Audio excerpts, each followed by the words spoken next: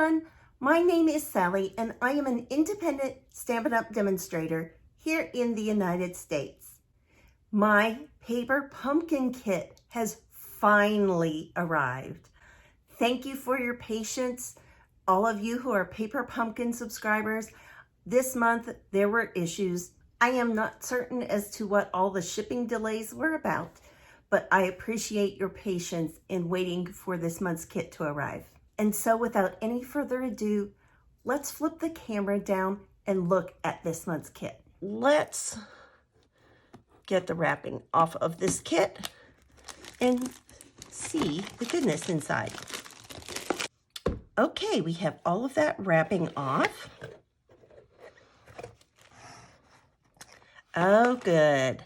Bermuda Bay, one of my favorite, it's learned to be one of my favorite colors. I wasn't real sure about it when I first started, but I have come to find out it plays really nicely with a lot of our colors. And it has Ice Cream Corner Designer Series paper, which we do have and I hope to play with this kit. Okay, and here's our stamp set. You are so cool. Happy birthday. Hey there. Way to go. Some sprinkles, bubbles, confetti, little filler dots, whatever you like to call them. A popsicle that has 3 divided sections, so there are a lot of fun things we can do with that. And a slice of watermelon. So all those great things about summertime.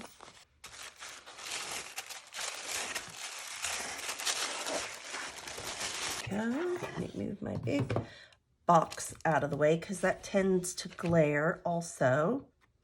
Let's slide our, I just have these little pair of scissors here on my filming desk.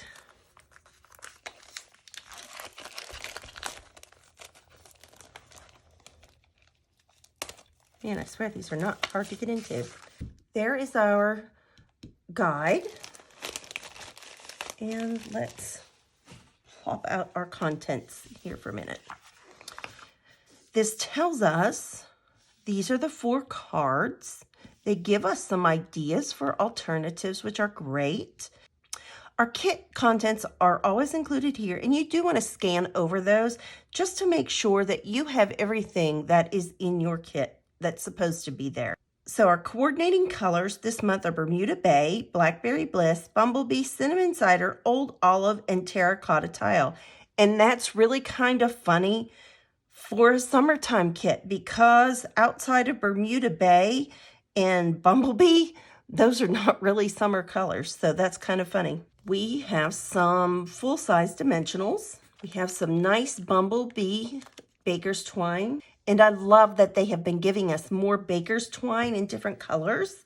I love that. Oh, these are pretty. Our lined envelopes, and there are 12, I believe, is how many this card kit makes. I will have a hard time deciding whether to keep these or to cut them up. I know a lot of people cut them up, and I usually do, but since I have the coordinating DSP, I'm not sure I'm going to cut these up. We will see. Oh, fun. I loved shaped cards. So we have our popsicle with looks like some kiwi fruit. Our popsicles. Watermelon. Rainbows. And these are stickers. Nice. And we have our sentiment tags, some round ones. Looks like some flags. And I'm going to move this over here just because the camera doesn't always like the white. And it's probably raging at this too. But this is some glimmer paper, some silver glimmer paper. And it has like, it's not quite the circle, but it's kind of like a jagged zigzag edge. I guess maybe you could call it like a starburst or a sunburst. And looks like maybe some rectangles. Those are fun. And then the glue dots and the pieces of chipboard. I apologize again that my video is so late. I know there are probably thousands of alternative ideas out there by now, but I am going to do my best to take a crack at it as well. I'll be right back. Okay, I think we're going to try a different color combination than I think I've ever done before, but I'm kind of following the lead of the Designer Series paper from the Ice Cream Suite, and just because that is a coordinating product, I did another card like this, and it's very bright. And here are my thoughts on this month's kit. I love the little shapes. And I decided, okay, let's just do some alternatives for when after your cards are done and you've used all those little supplies that came in the kit.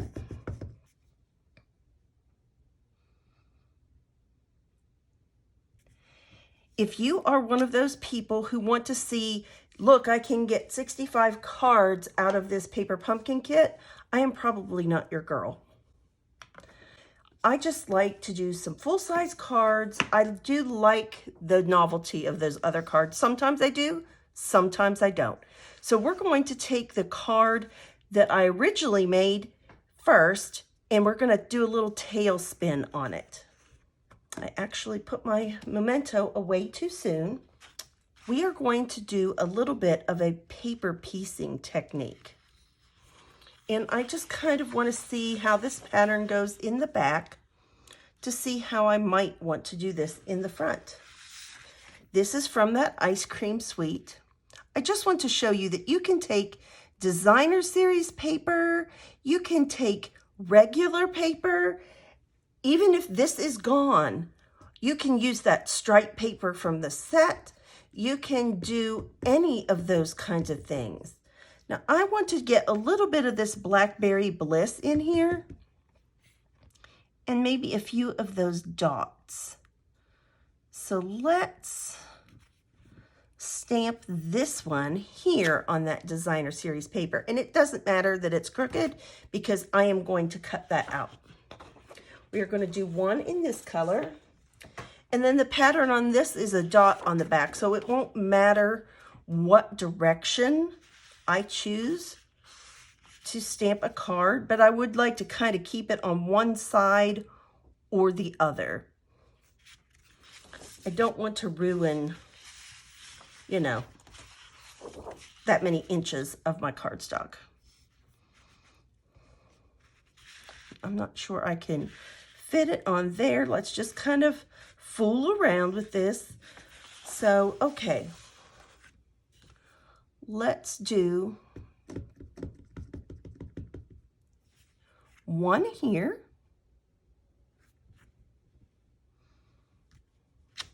I've moved my paper over because I think I want to do just this one. And I want to mimic a little bit some stamping I've already done. So let's do that one. Now we can put our memento ink away before I stick my fingers in it. Let's take our scissors and do a little fussy cutting. I'm just going to kind of cut out close to here and out of here. And I'm going to do the same here.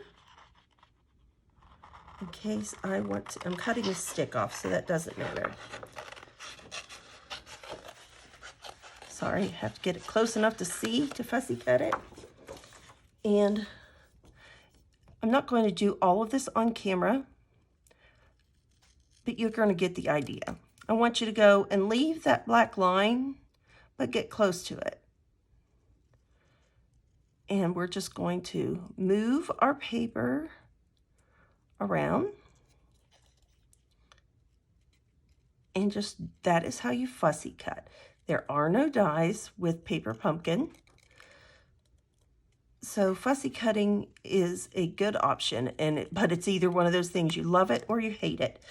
But we're going to just do a little paper piecing, and I will be right back with these fussy cut images. Okay, I've done our fussy cutting. to slide those out of the way for just a second. And I am going to lay this on top of this pad just to have something protective. I have our cinnamon cider blend, and this one is the light. And I am just going to, nothing fussy, not doing any shading, any of that kind of thing. You don't need to be super worrisome about the top because, well, if you want to just maybe come up to here just in case one of those pieces falls a little short, we're going to do that. Every month, I email my Paper Pumpkin subscribers a bonus card to make, and that is for when the card supplies are used. And so I decided to kind of give you a little glimpse of that. You have probably noticed this went out a little bit. This is our Color Lifter blend, and I should have used thick, and I didn't. And that was my own fault, but we are going to do our best to just push that color back over onto itself. And even if it doesn't, this is still just such a watercolored look that I don't think it's going to matter. You have a lot of options with these popsicles and with the watermelon image of how you wanted to color them in. And that's what I wanted to show you, 3 examples today of ways to do it.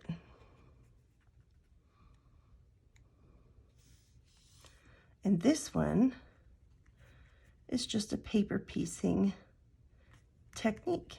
And I thought it was kind of fun. Like I say, this is a color combination I probably wouldn't put together. But I have found with doing some team color challenges that sometimes I find a combination in a place that I would never go.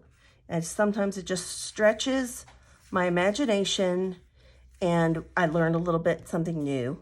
And I kind of lose a little fear of trying to do something new on my own. So I hope that does that for you today. So we are just going to put this last one down. And these cards, like I say, are pretty straightforward cards, especially since I was so late to get my kit. I just decided to stick with something a little simpler, but I wanted to show you some technique. I'm going to slide this over. I'm going to take my liquid adhesive. Now, if you decide that this isn't for you, you don't like this color combination here, but it has all these in here, or if you don't have this paper, look at the other side. It's a stripe. The kit, the envelopes have a stripe. Use those colors out of those stripes to do your popsicles and color them in your way of choice. Or we almost always have a stripe or a dot or some other kind of a pattern that you are going to be able to use and then pull the colors out of that for your popsicles. I just decided to use the popsicle paper because, you know, it's coming into summer and we have that opportunity to use it. And I think especially this year, we are all looking forward to some warmer weather. At least those of us here in the US, we're kind of looking forward to getting out and about, although we haven't had quarantine as bad as some European countries. You know, for example, I know several people in France still aren't allowed to go. I think our friend told my husband yesterday, I think 6 miles outside of their house unless it's for work.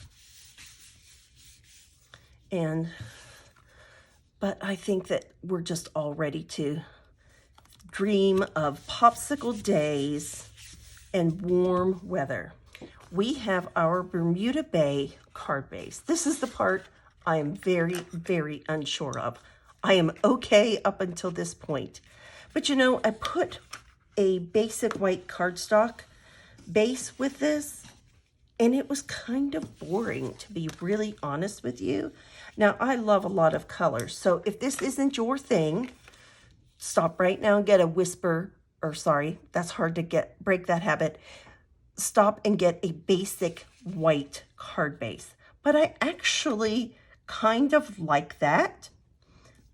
Again, trying something new. Now, I did mine with a lot of dimensionals. You could skip this step with dimensionals if you want and just put your card layers directly onto your card base. I just thought that it gave it a little bit more depth, and especially if you're giving a card in person, you can really have a dramatic effect with adding dimensionals. Now, if you have to put it through the mail, then that's another situation you might want to avoid, or you might be fine with it.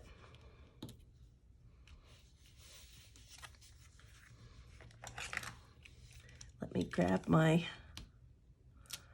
Take Your Pick tool. I am getting very excited for the new catalog launch. I don't know if any of you are, but I certainly am. There is so much goodness, so many beautiful products. I don't know how they do it, but it's just every catalog seems to get better and better. And I am not saying that as a demonstrator. I am saying that as a consumer right at this minute. You'll see today I'm using a mix of products that are going to carry forward, products that are retiring, and so on. Let's see. You know what? I forgot. I need to take these and kind of move them. We'll just move these up just a little bit. I was talking and not paying attention to what I was supposed to be doing.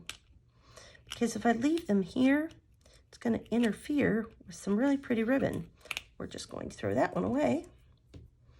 But usually if they haven't been down too long, you can get a Stampin' Dimensional to come off. You may have to replace it, but these are like pennies, so that's really not an issue. If you have dimensionals that you need to remove, a tip is that you can slip your snips in there, your paper snips, and just cut them off, and then you can generally remove them that way. I want to take some ribbon. This could be fun. Since I'm going to just lightly lay it down, hoping it won't adhere to that. And I am going to cut a piece of ribbon. Does anyone else have a craft day where you are just a hot mess express, and it is, no matter what you touch, it is not going to go well for you? Okay, I'm going to bring in my Scotch tape.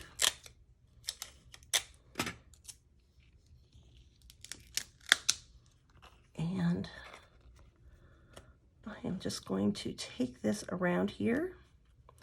Now, you can do this your way. That is, I think we all have a little preferences to some things. I prefer to wrap my ribbon around, put it down with Scotch tape. Now, if I was a little bit more accurate with my measurements and so forth, I could, and I still am saving some ribbon. I'm saving this across here. But I also like to do my ribbons separately, my bows. I don't really like to tie them and do them in this step. I'm going to turn this sideways to see if I can line this up a little bit better. I have not been great on the lining up of things lately.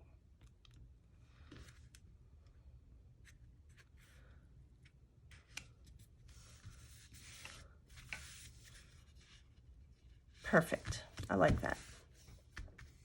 So then we can take our popsicles, and you can make them whichever one you want to be facing up. You can do it that way. I think I want to have my blue, my Bermuda Bay, and my green ones up. So let's grab our dimensionals and put these up. And nothing has to run. You don't have to worry about going through the center of this layer. I just forgot what I was doing on that last layer.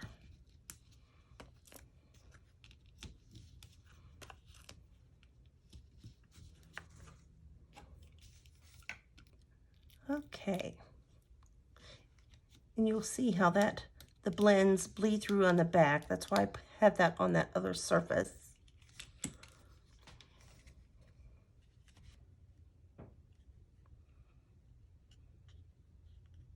Hopefully I have been in view during this time. And I have a bow ready. And it might take more than one glue dot. And you can take these glue dots and roll them and kind of make them. Some ribbons you need a wide piece, some you need a small piece. It is really all dependent on things. Some ribbon is a little more transparent like this is, but I think that I want to put one on each end. I don't think it's going to show through. If it is, I think we'll be able to remedy that.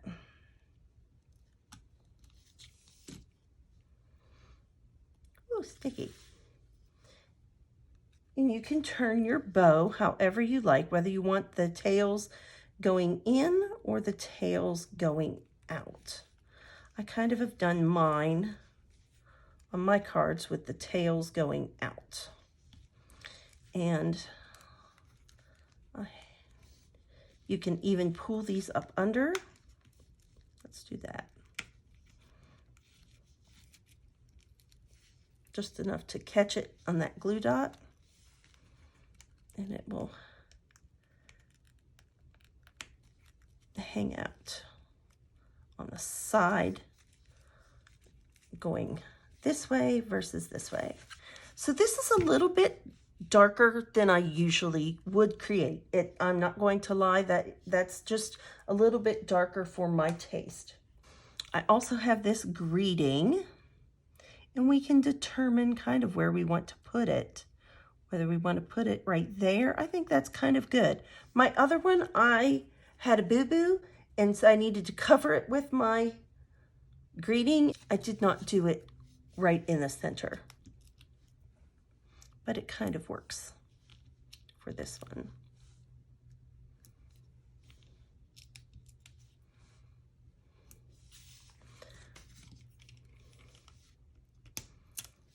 And you will see I have quite the opposite of a dark card for the one that kind of inspired me to do this.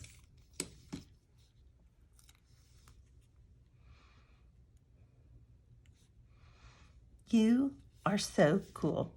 And is that not just a fun and happy little card? What a great one to send to someone that's a little lonely. Or, you know, I think this kit was geared towards children, but I think anyone would love that. You know, and too, sometimes, you know, they say, my mother previously, before she passed, had suffered with dementia, and they say that the memories they have furthest going back are the ones sometimes that are the clearest for them. Okay, there is a little bit of something going on here. It appears to be in the paper itself. I will use a sand eraser to see if I can get that out. If not, I might take my little, that little splotchy stamp and just do a little bit here in the corner to take care of that. But I thought this was a cute one to send to someone this summer.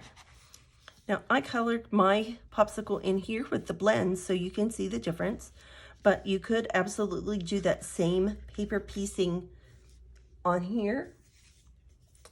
And then I have the envelope to match as well. And then I just took some of that popsicle paper and covered my flap. This card inspired today's. This is what I started with, and I used very bright colors. I did the Magenta Madness, Granny Apple Green. I think this is Daffodil Delight. But this is some of that Magenta Madness ribbon that is on the last chance sale. So if you shop on or before May 3rd, you might be able to score that at a deal. The last time I checked, it was available. Again, I just colored these, did this the same exact way. I did have a little piece of this designer series paper here that I put across the inside, and I still may go back and add a strip to my other one. And this is, every year we have designer series paper in colors that are current, both sets, because we always usually have 2 sets of in colors. So it'll reset here with the new colors. And then also we have it in the color families usually, like the brights and the subtles and the neutrals. So those are great designer series papers to remember to pull out and mix in with everything else that we have available. I think we get caught up in the sweets and so on that we forget sometimes that these papers are also an option.